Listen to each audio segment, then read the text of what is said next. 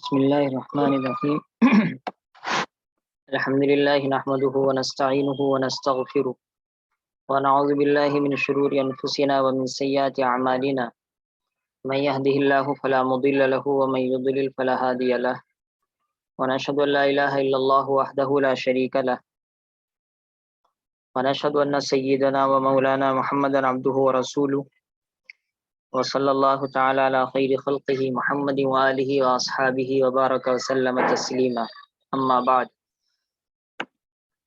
یہ آپ صلی اللہ تعالی علیہ وآلہ وسلم کی پاکیزہ زندگی کی 13ویں اور آخری مجلس ہے۔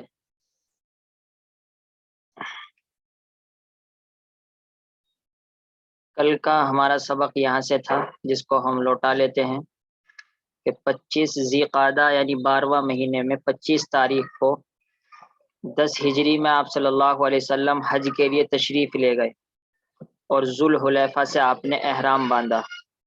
4 ذی الحجہ کو آپ مکہ مکرمہ پہنچ گئے اور بقرعید کی چاند رات کو عرفے کے اندر آپ نے فرمایا ہو سکتا ہے یہ میری آپ کی آخری ملاقات ہو، اور وہاں پر لوگوں کے اندر بیان فرمایا، جس کے اندر خاص بات یہ تھی کہ جس طریقے سے یہ مہینہ احترام والا ہے، یہ جگہ احترام والی ہے اور یہ دن احترام والا ہے، اسی طریقے سے تمہاری جان، تمہاری مال، تمہاری عزت، مسلمان کے جان مال عزت ایسے ہی احترام والی ہے۔ خاص طور پر بیویوں کے بارے میں کہا کہ عورتوں کے حقوق تمہارے اوپر لازم ہے، ان کو ادا کرتے رہنا۔ خاص طور پر یہ فرمایا کہ قرآن کریم کو پکڑے رکھنا ورنہ گمراہ ہو جاؤ گے۔ اسی طریقے سے یہ فرمایا کہ تم سب آدم علیہ السلام کی اولاد ہو اور آدم مٹی سے پیدا ہوئے ہیں، لہذا بڑے مت بننا بلکہ مٹی کی طرح دب کر رہنا، اور کسی عرب والے کو کسی دوسری جگہ والے پر کوئی فضیلت نہیں ہے، ہاں البتہ جو آدمی اللہ تعالی سے ڈرتا ہو اس کو فضیلت ہے۔ اور یہ فرمایا آخر میں جو مجھ سے باتیں سنی ہیں وہ آگے پہنچا دو تاکہ میری تبلیغ کا سلسلہ جاری رہے۔ 13 ہجری یعنی جس سال آپ صلی اللہ علیہ وسلم کا انتقال ہوا، اس میں آپ نے روم کے خلاف ایک لشکر بھیجا جس کو سریہ اسامہ کہتے ہیں، اور اس میں عجیب بات یہ تھی کہ آپ نے حضرت ابوبکر صدیق، حضرت فاروق اعظم جیسے صحابہ کو خلیفہ اس کا امیر نہیں بنایا، بلکہ چھوٹے اپنے منہ بولے پوتے کو بنایا، کیونکہ آپ کو معلوم ہو گیا ہوگا کہ حضرت ابوبکر صدیق، حضرت عمر تو اب میرے انتقال کے بعد ساری دنیا کو سنبھالیں گے، لہذا امیر اب ان کو بنا دیا جائے۔ 28 صفر 11 ہجری میں یعنی 13-14 دن پہلے آپ صلی اللہ علیہ وسلم کی بیماری شروع ہوئی، اور شروع ایسے ہوئی کہ آپ قبرستان تشریف لے گئے مردوں کے لیے مغفرت کی دعا کرنے۔ وہاں سے جب تشریف لائے تو سر میں درد تھا اور بخار تھا۔ اس طریقے سے آپ صلی اللہ علیہ وسلم نے آخر کے دن حضرت عائشہ کے گھر میں گزارے، باقی دوسری بیویوں نے اجازت دی تھی۔ آپ صلی اللہ علیہ وسلم آخر کے 4 دن مسجد نبوی میں نماز نہ پڑھا سکے، اور 17 نمازیں حضرت ابوبکر صدیق نے پڑھائی۔ ایک مرتبہ صحابہ نے خواہش ظاہر کی کہ اللہ کے رسول ہمارے درمیان ہوتے تو آپ حضرت علی اور حضرت فضل ابن عباس، جو عبداللہ ابن عباس کے بیٹے ہیں، حضرت عباس کے بیٹے ہیں، ان کے سہارے سے تشریف لائے، اور اس وقت آپ نے خطبہ فرمایا کہ نبی کی موت سے مت ڈرنا چاہیے، کیونکہ ہر نبی کو موت آتی ہے، ہاں البتہ اگر تم کو مجھ سے ملنا ہے تو حوض کوثر پہ مجھ سے ملاقات کر لینا، لیکن اس کے لیے ضروری ہے کہ تم اپنی زبان کو اور اپنے ہاتھ کو بے فائدہ اور گناہ کی باتوں میں مت لگانا، اور خاص طور پر مہاجرین اور انصار آپس میں مل مل کر رہنا۔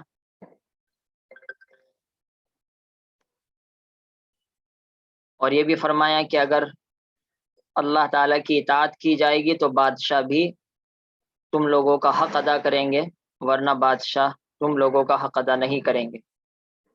ایک مرتبہ اور آپ تشریف لائے، اس وقت حضرت ابو بکر صدیق ظہر کی نماز پڑھا رہے تھے اور آپ حضرت ابو بکر کے پیچھے بیٹھ گئے، پوری امت کو بتلا دیا کہ میرے مرنے کے بعد اب ابو بکر ہی خلیفہ بنیں گے۔ اس وقت بھی آپ نے چند باتیں ارشاد فرمائیں، اور وہ یہ کہ اگر میں کسی کو دوست بناتا تو ابو بکر کو دوست بناتا، یعنی دل کا دوست، بالکل دل کی پکی دوستی، لیکن بات یہ ہے کہ میرا دل کا گہرا دوست تو صرف اللہ ہے۔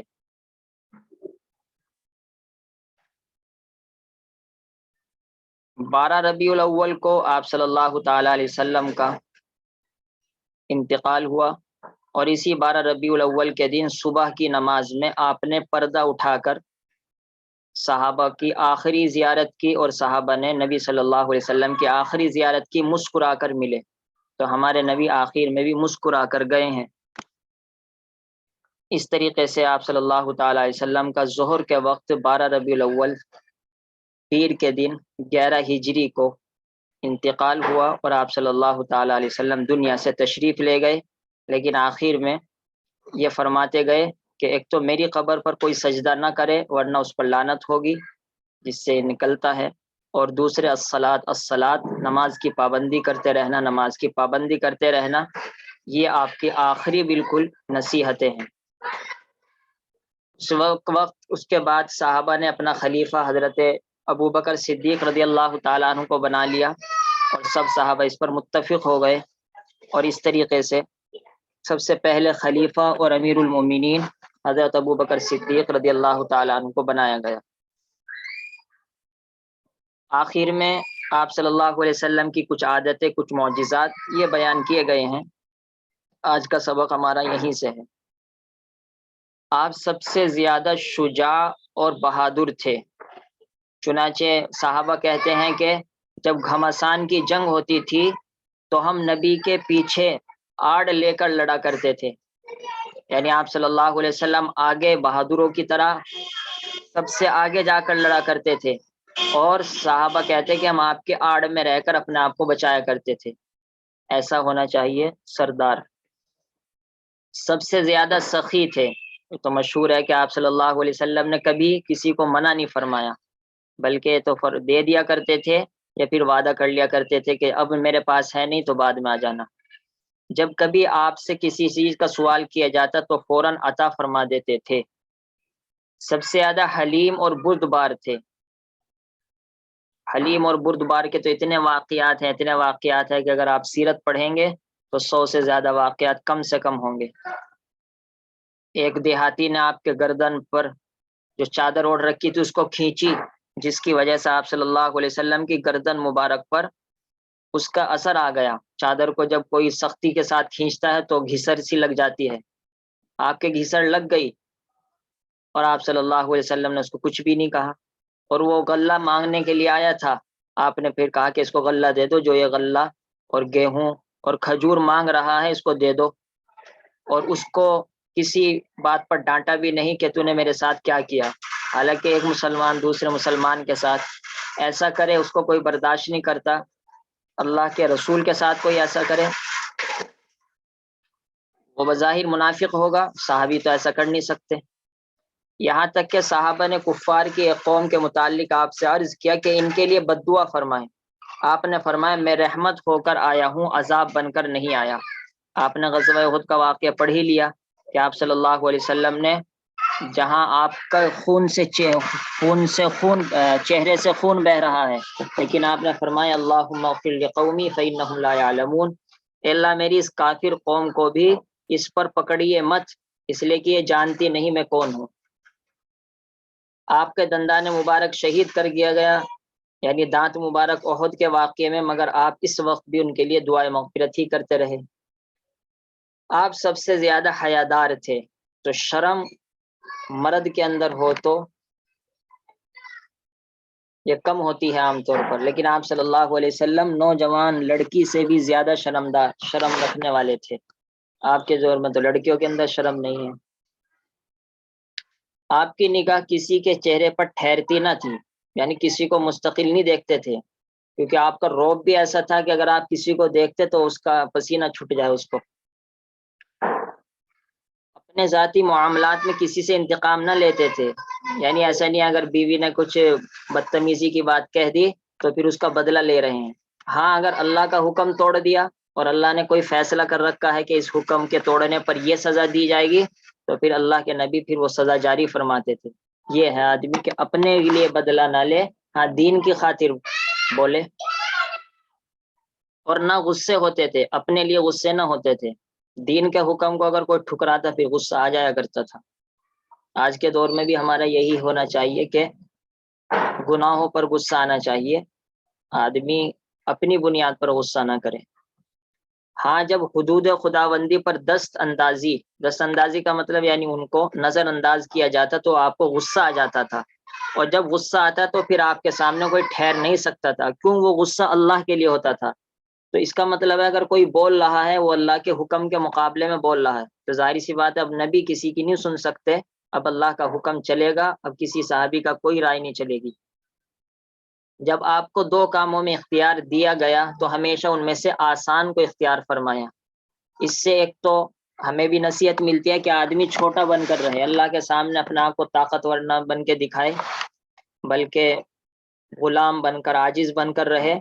اور ہمارے لیے اس میں یہ فائدہ ہوا کہ اگر اللہ کے رسول زیادہ مشکل کام اختیار فرما لیتے تو ہم سے وہ ادا ہی نہ ہو پاتے۔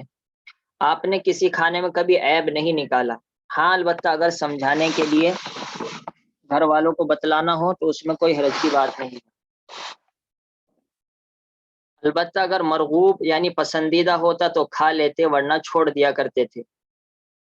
آپ تکیہ لگا کر نہ کھاتے تھے، تکیہ کا مطلب ٹیک لگا کر، تو ٹیک لگا کر کھانا یہ تکبر والے لوگوں کا طریقہ ہے، نبی کا سنت طریقہ نہیں۔ نہ میز پر بیٹھ کر کھاتے تھے، نہ سینی پر۔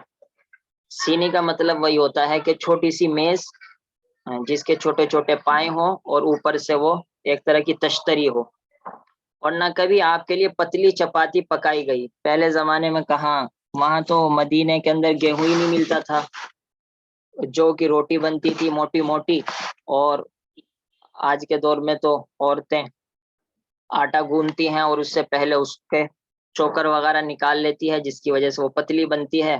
وہاں چوکر وغیرہ کچھ نہیں نکالا جاتا تھا، موٹا موٹا آٹا ہوتا تھا تو موٹی روٹی بنتی تھی۔ لیکن پتلی چپاتی کھانا کوئی نہ گناہ ہے نہ سنت کے خلاف ہے، یہ بات یاد رکھیں، اس میں کوئی بزرگی کے خلاف بات نہیں ہے پتلی چپاتی کھانا۔ ککڑی خربوزہ کو کھجور کے ساتھ کھایا کرتے تھے، کھایا کرتے تھے یہ نہیں مستقل کھایا کرتے تھے، کبھی کھا لی، میرے تو ایک مرتبہ یاد پڑتا ہے صرف۔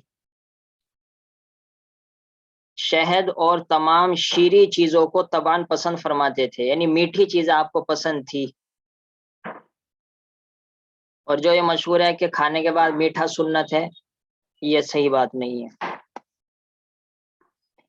حضرت ابو ہریرہ رضی اللہ تعالیٰ فرماتے کہ حضرت صلی اللہ علیہ وسلم دنیا سے تشریف لے گئے اور کبھی آپ نے اور آپ کے اہل بیت یعنی گھر والوں نے جو کی روٹی بھی پیٹ بھر کر نہیں کھائی۔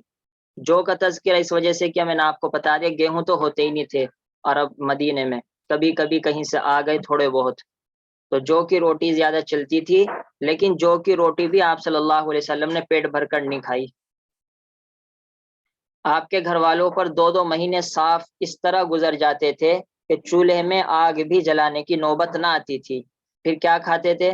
بلکہ صرف چھواروں سے مراد یہاں پر کھجورے ہیں، چھوارے نہیں، کھجورے اور پانی پر گزر ہوتی تھی۔ مدینے کے اندر اصل کھجورے ہی ہوا کرتی تھی، اس وجہ سے کھجورے ہی وہاں پر کھانے کے طور پر کھا لیا کرتے تھے، صحابہ بھی اور آپ صلی اللہ علیہ وسلم بھی۔ آپ اپنا جوتا خود سی لیتے اور کپڑے میں پیون خود لگا لیتے۔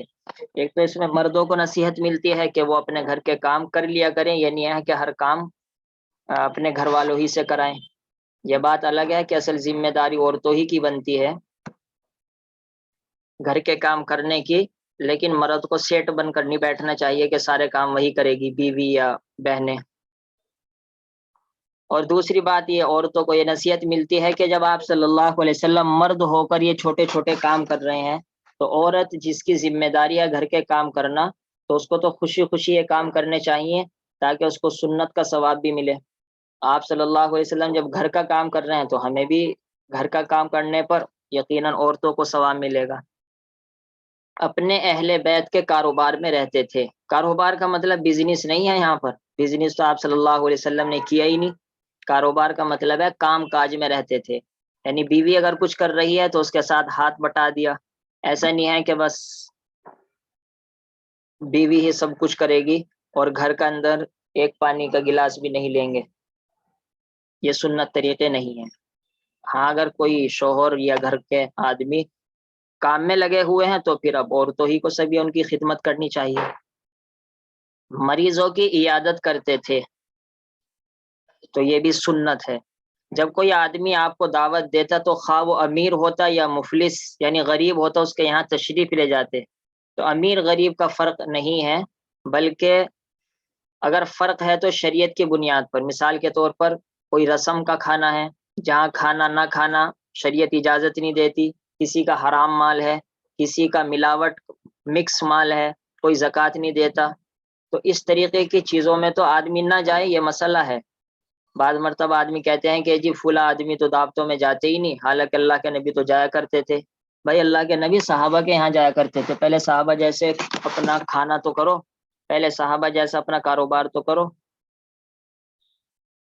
کسی مفلس کسی غریب کو اس کے فقر کی وجہ سے حقیر نہ جانتے تھے، یعنی جیسے ہماری عادت ہے کہ غریبوں کو جھٹک دیتے ہیں اور غریبوں کو کچھ سمجھتے ہی نہیں، یہ آپ صلی اللہ علیہ وسلم کی عادت نہیں تھی۔ کسی بڑے سے بڑے بادشاہ سے اس کے ملک کی وجہ سے مرعوب نہ ہوتے تھے، جیسے ہم ہندوؤں کو دیکھ کر، یہودی عیسائیوں کو دیکھ کر، ان کی کاروں کو دیکھ کر، ان کے بنگلوں کو دیکھ کر ایسے سمجھتے ہیں اپنا آپ کو جیسا کہ ہم دنیا میں ویسے ہی آ گئے، اور کہتے بھی ہیں بہت سی لڑکیاں کہ ہم تو پاگل ہیں، دنیا میں دیکھو کیا کیا ہو رہا ہے۔ تو یہ اصل ایمان کی کمزوری ہے کہ ہم اپنے ایمان کو کچھ سمجھتے ہی نہیں، مال و دولت کو سب کچھ سمجھتے ہیں، اور جس کے نتیجے میں اپنے آپ کو چھوٹا سمجھتے ہیں۔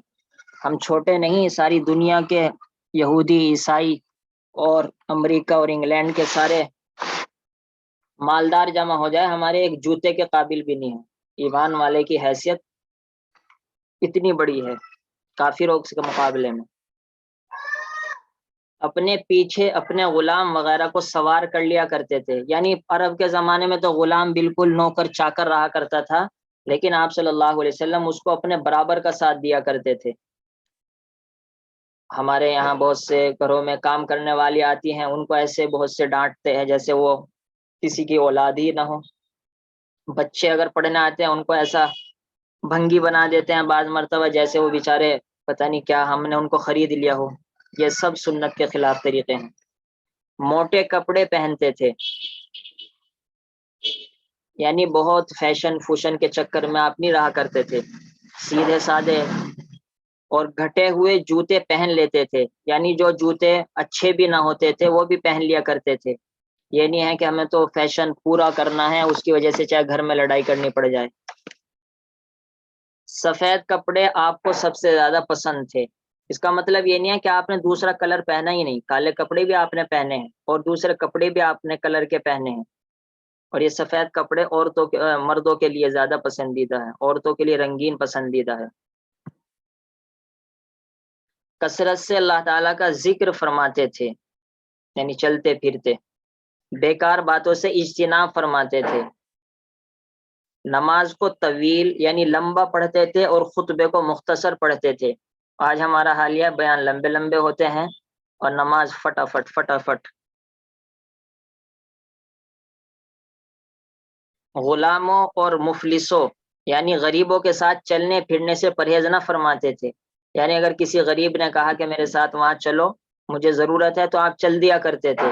بادشاہ ہیں دنیا کے اعتبار سے اور آخرت کے اعتبار سے سب کچھ ہیں، لیکن غریب کے ساتھ بھی چل دیا کرتے تھے۔ خوشبو کو پسند فرماتے، حدیث میں اللہ تعالیٰ نے مجھے 3 چیزوں کی محبت مجھ کو دی ہے، نمبر 1 بیویوں کی، نمبر 2 نماز کی، اور نمبر 3 خوشبو کی۔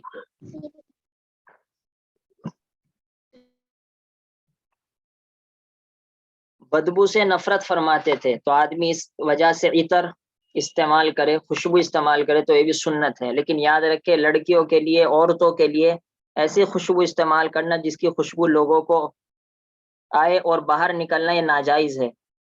گھر میں کوئی غیر محرم نہ ہو تو خوشبو استعمال کی جا سکتی ہے ہلکی پھلکی، لیکن باہر جانے کے لیے ایسی خوشبو استعمال کرنا جس سے خوشبو آتی ہو، لڑکی کے لیے، عورت کے لیے ناجائز ہے، چاہے نیت کچھ بھی ہو۔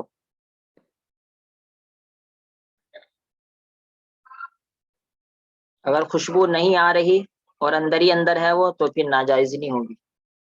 اہل کمال یعنی جو کمال والے لوگ ہوتے ہیں ان کا اعزاز فرماتے تھے۔ ایسا نہیں ہے کہ اگر کسی کے اندر کوئی صلاحیت ہو اس کو گنتے ہی نہیں تھے، صلاحیت والوں کی قدر فرماتے تھے۔ کسی سے ترش روئی کا مطلب ہے چہرہ بگاڑ کر ملنا، نہ کرتے تھے۔ مباح کھیل کو دیکھتے تھے، یعنی اگر بچے کھیل رہے ہیں یا صحابہ ہی اگر کسی چیز میں مشغول ہیں تو اگر وہ جائز ہوتا تو اس کو ایک حد تک جائز رکھتے تھے، تو منع نہ فرماتے تھے۔ کبھی کبھی ہنسی اور خوش طبعی کی باتیں فرماتے تھے، مذاق بھی کیا کرتے تھے لیکن سچ بولا کرتے تھے مذاق میں۔ تو مذاق کرنا بھی سنت ہے بشرطے کہ سنت نیت سے ہو، لیکن اس وقت بھی واقعے کے خلاف یعنی سچ کے خلاف کبھی نہ بولتے تھے۔ تمام انسانوں سے زیادہ خندہ پیشانی خوش خلق تھے، یعنی کسی سے ملتے تو مسکرا کر ملتے تھے، اچھے اخلاق سے ملتے تھے، بشرطے کہ محرم ہو، غیر محرم کے ساتھ اچھے اخلاق سے نہ ملنا چاہیے۔ یہ لڑکیاں اور عورتیں بہت دانت پھاڑ کر اور خوش ہو کر ملتی ہیں، بھائی محرم کے ساتھ ملو جتنا ملنا ہے، عورتوں کے ساتھ پوری خوش ہو کر ملے، لیکن غیر محرم کے ساتھ کوئی نہ خوشی ہے، نہ کوئی ہنسنا ہے، نہ کوئی میٹھی باتیں ہیں، نہ کوئی نرم باتیں ہیں، سیدھی سیدھی ضروری بات ہے بس۔ عذر خواہ عذر قبول فرما لیتے، یعنی اگر حقیقتاً کسی کو عذر ہوتا تو اس کی بات مانتے تھے۔ ایسا نہیں ہے کہ بس جیسے ہم کہتے ہیں اس کو تو چڑھی ہوئی ہے، غصہ آ رہا ہے، اب کسی کو نہیں چھوڑے گا۔ اگر بیوی سے غلطی ہو گئی تو اس کی غلطی ماننی چاہیے، اگر بچوں سے غلطی ہوگی تو غلطی مانیے۔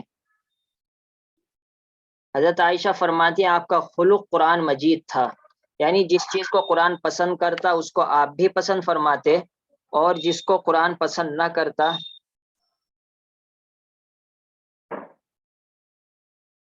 اس کو بھی آپ ناپسند فرماتے تھے۔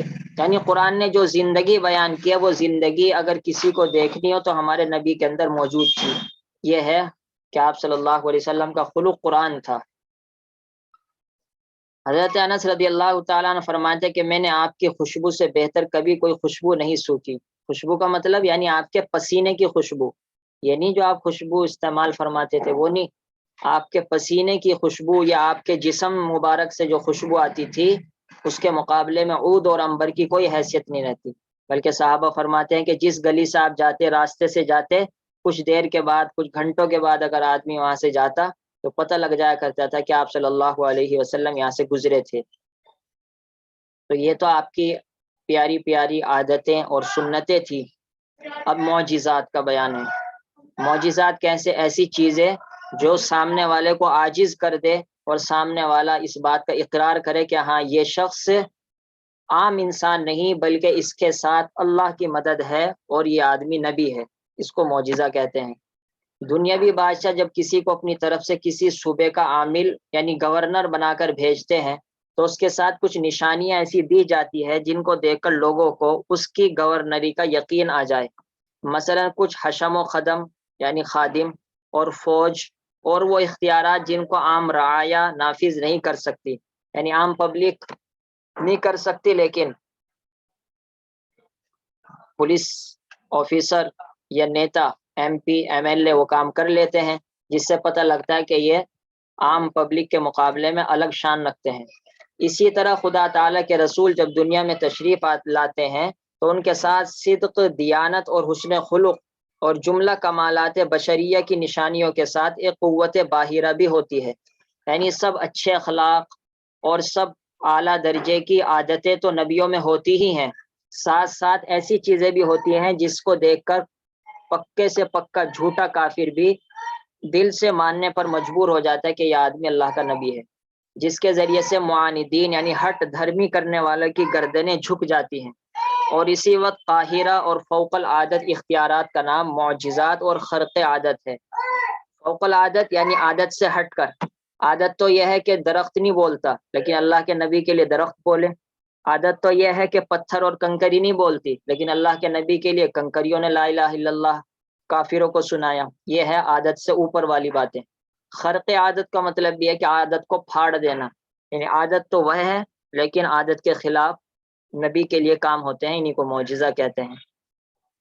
ہمارے آقا رسول اکرم صلی اللہ تعالی علیہ وسلم کے معجزات تعداد اور کیفیت کے لحاظ سے بھی تمام انبیاء سابقین سے افضل اور زائد ہیں.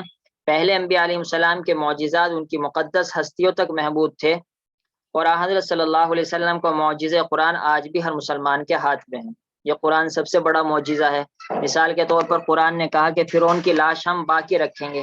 آج بھی جا کر دیکھ لیجئے مصر کے اندر نعش فرعون کی جو کی تو باقی رکھی ہے. تو یہ سب سے بڑی نشانی ہے کہ یہ قرآن بھی سچا، جس نبی پر اترا وہ بھی سچا، اور جس اللہ نے اتارا وہ بھی سچا، جس کے مقابلے میں دنیا کی ساری قوتیں اور جن و انس عاجز ہیں. اس کے علاوہ چاند کے 2 ٹکڑے کر دینا، انگلیوں سے آپ صلی اللہ علیہ وسلم کے پانی جاری ہو گیا. آپ نے برتن میں انگلیاں ڈالی اور پھر اس برتن سے سارے صحابہ نے، ہزاروں صحابہ نے اپنی ضرورتیں پوری کی. کنکریوں کا تسبیح پڑھنا، لکڑی کے ستون کا رونا. لکڑی کے ستون کا رونا، آپ صلی اللہ علیہ وسلم پہلے جب خطبہ دیا کرتے تھے تو ایک لکڑی پر ٹیک لگا کر خطبہ دیا کرتے تھے. اس کے بعد پھر ممبر بنا لیا گیا. تو جب آپ نے سب سے پہلے ممبر پر کھڑے ہو کر خطبہ دیا تو وہ لکڑی کا جو تنا تھا جس پر آپ ٹیک لگایا کرتے تھے، پوری مسجد میں تیز تیز رونے لگا. پھر آپ صلی اللہ علیہ وسلم اس کے پاس گئے اور اس کو اس طرح سمجھایا جیسے بچے کو چپ کرتے ہیں، پھر وہ چپ ہو گیا. اب دیکھیں درخت کو اللہ کے رسول سے اتنی محبت، اور ہم جیسوں کو تو درود شریف کی توفیق بھی نہیں ہوتی. درختوں کا آپ کو سلام کرنا، درختوں کا بلانا اور ان کا جانا. یعنی آپ صلی اللہ علیہ وسلم ایک مرتبہ قضاء حاجت کے لیے تشریف لے گئے، وہاں کھلا ویرانہ تھا، پردہ کرنے کی جگہ نہیں تھی، تو آپ نے درختوں کو بلایا، وہ دونوں آئے، ان کی وجہ سے آڑ ہو گئی اور آپ نے آڑ میں اپنی ضرورت پوری کی. اس کے بعد وہ درخت اپنی جگہ چلے گئے. ہزار پیشین گوئی کا آفتاب کی طرح صادق ہونا، جیسے آپ نے معراج کے واقعے میں پڑھا، آپ نے بتلا دیا تھا کہ فلا فلا قافلہ ہے، اس میں وہ والا اونٹ ہے، اس میں کالے رنگ کا اونٹ ہے، اس میں فلا رنگ کا اونٹ ہے، اس میں سب سے پہلے نمبر پر وہ اونٹ چل رہا ہے. اور بالکل ایسے ہی ہوا جیسا کہ آپ نے فرمایا تھا.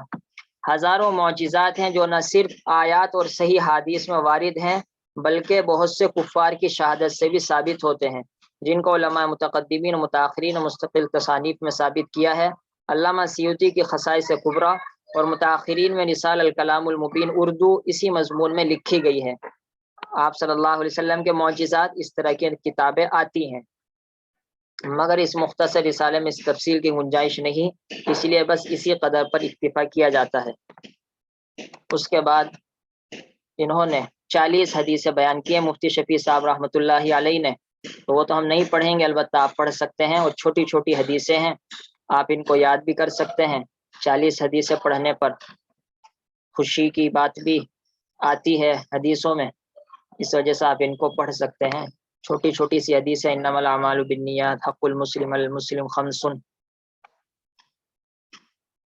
انشاءاللہ یہ گروپ میں ہم آپ کو بھیج بھی دیں گے کتاب، بلکہ بھیج بھی دی ہوگی. اسی طریقے سے ایک مختصر سی سیرت سوال اور جواب کے انداز میں ہے، اس کو بھی چھوٹے بچوں کو خاص طور پر یاد کرایا جا سکتا ہے. آسان سی آپ صلی اللہ علیہ وسلم سے متعلق معلومات ہیں، وہ بھی انشاءاللہ گروپ میں بھیج دی جائے گی. اب ایک تو صلی اللہ علیہ وسلم کی کم سے کم 100 مرتبہ ایک تصریح پڑھ لیجئے صلی اللہ علیہ وسلم، چھوٹی سی، اس کے بعد پھر انشاءاللہ دعا کر لیتے ہیں.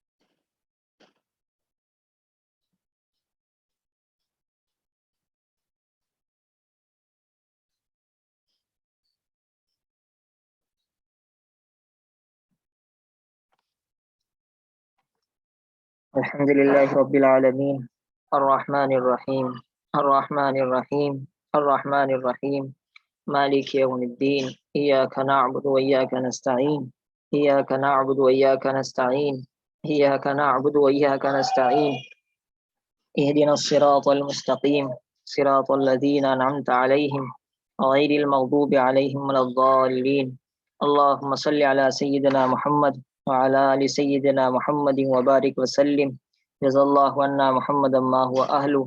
یا اللہ ہمارے سیرت النبی صلی اللہ علیہ وسلم کے پروگرام کو قبول فرما لیجئے۔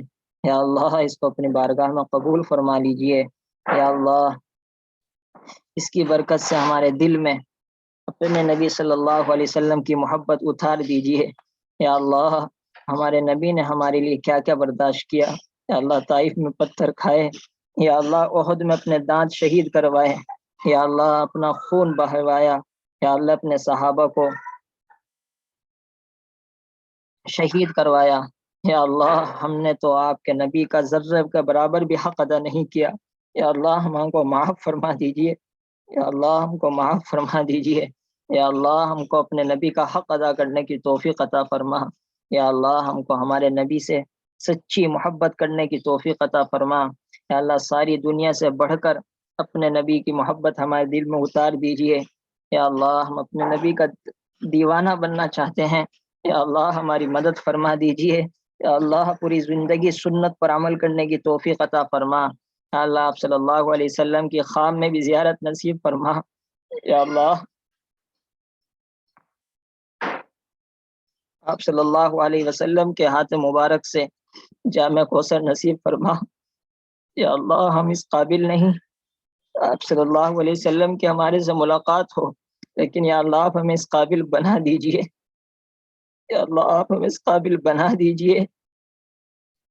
یا اللہ آپ ہمیں اس قابل بنا دیجئے۔ یا اللہ آپ کی شفاعت نصیب فرما۔ یا اللہ ہم تو جہنمی ہیں، اپنے نبی کی شفاعت سے ہمیں جنت کا مستحق بنا دیجئے۔ یا اللہ اپنے نبی یا اللہ ہماری اپنے نبی سے اس حال میں ملاقات ہو کہ وہ ہم سے راضی ہوں، ہم ان سے راضی ہوں۔ یا اللہ جس طریقے سے آپ کے نبی نے اپنے صحابہ کو آخر میں مسکراتے ہوئے دیکھا ہے، یا اللہ ہم کو بھی آپ صلی اللہ علیہ وسلم کا مسکراتا ہوا چہرہ دکھا دیجئے۔ یا اللہ ملاقات کے وقت ان کو ہم سے مسکراتے ہوئے ملاقات فرمائیے گا۔ یا اللہ ایسا نہ ہو وہ ہم سے ناراض ہو جائیں۔ یا اللہ ایسا نہ فرمانا کہ وہ ہم سے ناراض ہو جائیں۔ یا اللہ آپ صلی اللہ علیہ وسلم کے پیچھے پیچھے چلنے کی توفیق عطا فرما۔ یا اللہ کثرت سے درود شریف پڑھنے کی توفیق عطا فرما۔ یا اللہ آپ صلی اللہ علیہ وسلم کو اتنا بہترین بدلہ نصیب فرما۔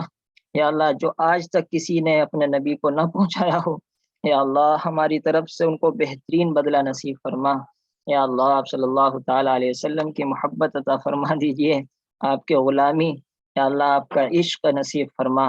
یا اللہ دنیا اور آخرت کی آپ ہی کے صدقے میں پریشانیاں ختم فرما۔ یا اللہ جنت بھی آپ ہی کے صدقے میں نصیب فرما۔ یا اللہ جہنم سے چھٹکارا بھی آپ صلی اللہ علیہ وسلم کے صدقے میں نصیب فرما۔ یا اللہ آپ صلی اللہ علیہ وسلم کی دین کو، آپ کے احادیث کو، آپ کی سیرت کو دنیا میں پھیلانے کے لیے ہمیں قبول فرما لیجئے۔ اللہ قبول فرما لیجئے۔ یا اللہ قبول فرما لیجئے۔ یا اللہ ہم کو آخری دم تک نبی صلی اللہ علیہ وسلم کی اور ان کے دین کی خدمت کرنے کی توفیق عطا فرما۔ اللہم انا نسألک مما سألک بھی سیدنا وحبیبنا محمد صلی اللہ علیہ وسلم، ونعوذ بک مما تعوذ منہ سیدنا وحبیبنا محمد صلی اللہ علیہ وسلم، وما قضیت لنا فجل عاقبته رشدا، ربنا آتنا فی الدنیا حسنہ وفی الآخرة حسنہ وقنا عذاب النار، وصلی اللہ تعالی علیہ وعلی آلہ واصحابہ وبارک وسلم تسلیما، آمین برحمتک یا ارحم الراحمین۔ السلام علیکم ورحمۃ اللہ وبرکاتہ۔